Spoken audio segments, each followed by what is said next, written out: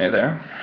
I thought it would be just easier for me to do this way, instead of typing all the answers. Um, yeah, in the next few days, I'm still planning exactly. I will be with the Minister of Defense and a bunch of other people in the RDF, the Rwandan Defense Force, the military, dealing with the accusation of coordination between the Rwandan military and M23 in the Congo. Um, One of the biggest problems in this continent, as you already know, deals with the food security question. How the design of agricultural policies by the previous fascist regimes, socialist and communist regimes in the African continent has led to a huge food insecurity problem because of poor agricultural methods. You still find this throughout that these poor policies that were implemented are still being carried out. But specifically with Rwanda, before going into how Rwandans see the mess in the Congo right now, and since the end of the Second Congo War in 2002, food security has been one of the top priorities of the government, but it's for different reasons than is expected. It is a feel-good thing that everyone should have access to food, preferably free food, but we have to be realistic with the scarce resources of agricultural land, just of just food. It's terrible to say, especially live from the US where we go to the local supermarket and be able to get nearly anything we want, but not having the proper economic system in to be able to provide food, you're going to get insecurity, starvation, famines. Lawrence Kabila realized, probably too late, about how poor public policies, in the hopes of his socialist ideology from Mao, Lenin, Marx, and etc., was just not sustainable. It's not realistic. What Rwanda, though, has done is they've implemented a market-oriented style when it comes to the agricultural policies, with some help from the government. Now, what does that exactly mean, or actually, where did this country come from? Because the amount of usable land for agriculture declined sharply in the last few decades. It's because from 1962, from independence, I'll start there because it's the best, until the RPF came into power after liberating the country from the Rwanda Tutsi genocide in 1994, 1.2 million killed in nearly 100 days.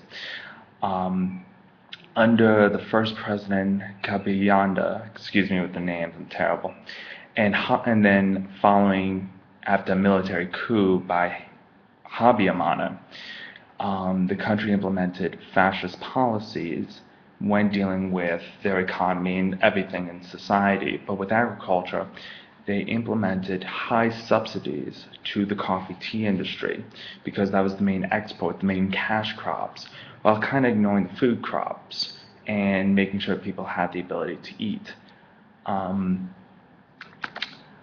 This was also used as a political tool for the government to be able to keep political power, especially under Habyarimana when the if you want to say cabal of political power shifted from the south to the north where Habyarimana was from. These policies basically were a big reason, friend of mine, basically bankrupted the state of Rwanda. High amounts of money going into poor agricultural policies with nothing really being concentrated on making sure water would be available, the proper irrigation methods even, or that the seeds and fertilizers. Just a bunch of money being given to farmers to grow coffee and tea and to make sure that, one, they stay loyal politically, and second, they don't get educated. They wanted to, and this is what you find with a lot of socialist policies, especially in Africa, is it's the special interest over the interest of the community, of the general interest, to keep the public, I don't want to say dumb, but relatively uninformed, busy with what they need to do so they can't look at themselves as individuals and what is best for them, because that will go against a state-oriented development plan. but that's political economy. Um, but what happened through these poor policies, especially under Habyarimana, was that land that was used for farming for centuries became unusable. Water was being wasted, and the population could not feed itself. You had several famines, but what really triggered everything, that triggered, I would even argue, the genocide, was in 1988 when the prices for coffee and tea collapsed and Rwanda was forced, because of the lack of any capital revenue coming in, not capital, the current accounts, apologize, with trade, without the exports, with the exports declining so much, that they had to accept from the World Bank, IMF, the structural loan, and we know how great they usually are for the country.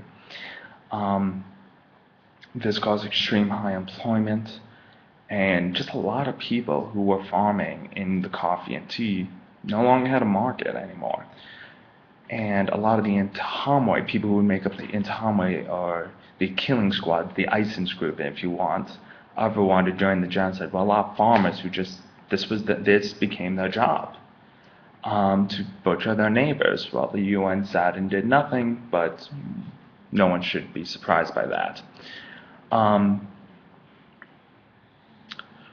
With the RPF coming in, you had now a big change. Starting off, you had a whole harvest destroyed because of no one taking care of it and no one picking the fruits during the 100 days of the genocide, because most people were either being butchered or fleeing to Zaire, hoping that they don't have to pay for their crimes, or the bystanders don't have to live under what they were being told through propaganda by the Hutu extremist government during the genocide as a Tutsi-led government that will carry out a double genocide. And there was no real double genocide. I could get into that whole debate another day, though. So things shifted from a policy of the government giving food out or just not really caring. It became that of an interdependency from food aid and etc. That at the beginning and for a long time that Rwanda was dependent on food aid from the United States and etc. But as of late, hell, even in June, the country fulfilled the requirements in the USAID's plan with food security. Technically, this is the first country with food security, which means is that anyone has the ability to go to the market and purchase food. There is not a lack of food in markets or in the country. This is the first time in this country's history, first time for Africa, but it's somewhat debatable in my beliefs. But you've had a transformation of the economy, especially the agricultural economy, still having focus on the cash crops, the tea and coffee, but focusing on making sure that people could feed themselves. And instead of the handouts, like what we do with the food stamps, the food coupons, whatever, while I was working in a supermarket, I saw people on that spend more money on potato chips and sodas than on real food. But the government then decided to change it to that everything has to go through the market. And if there isn't a physical market, they'll build it. And there's been a lot of partnerships with Belgium and Germany to physically construct these. So no longer will the government just give out food handouts. What they'll do is they will help in the setting up the market and also in you knowing how to work in the market to be able to get what you want, what you need. In the idea of for you to be independent even from the government, because the independency from others can be positive, and there's less likely that you will kill your neighbor if you are dependent on them for buying food or buying whatever, or if you need to sell to them. The economic relationship creates peace in their eyes.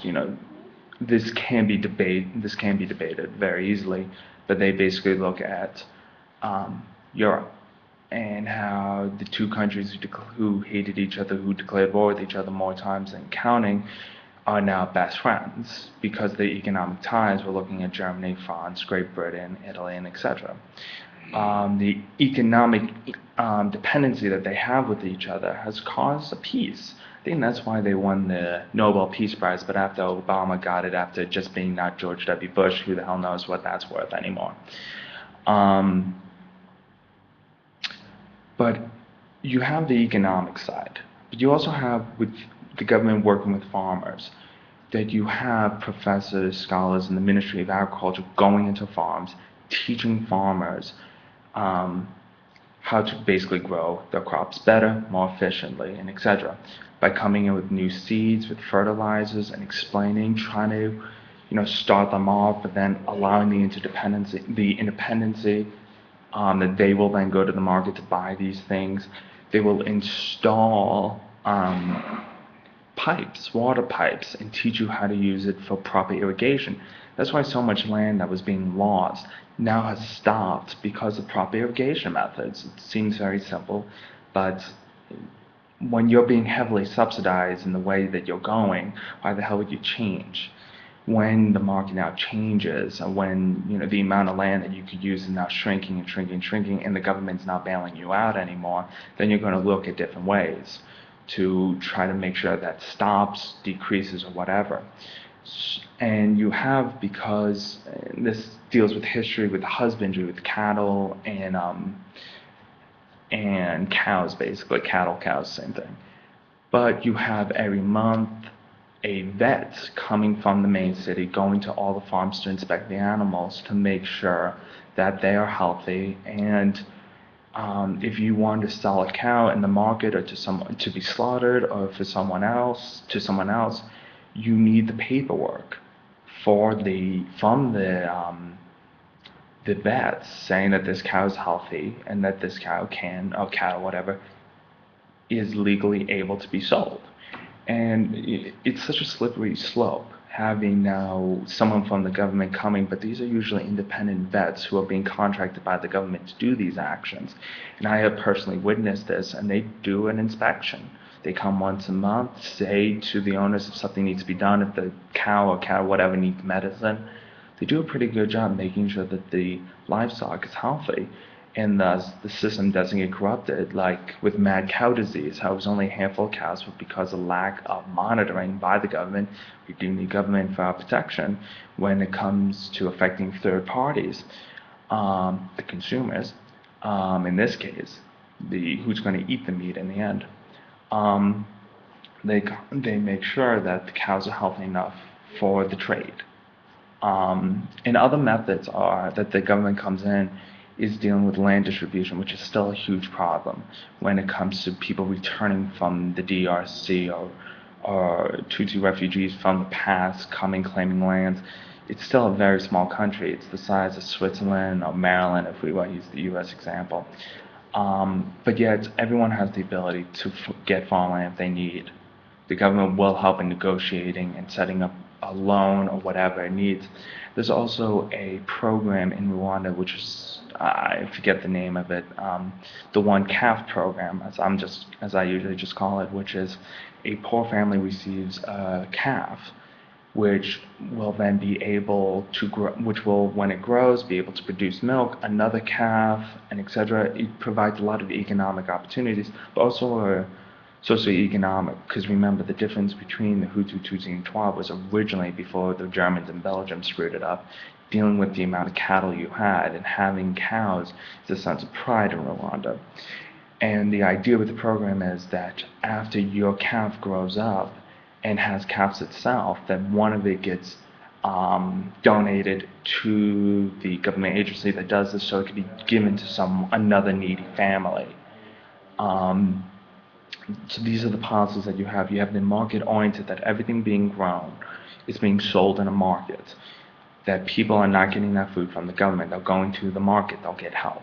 But you also have government helping with making sure that the things getting to the market are healthy and farmers are producing, maximizing their farms. And without subsidies, tariffs, or whatever, it's going through a very pragmatic approach, and a lot of the policies in this country are that.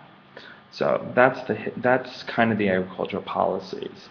Let's see. Yeah, I'll stop here and then I'll do the next part.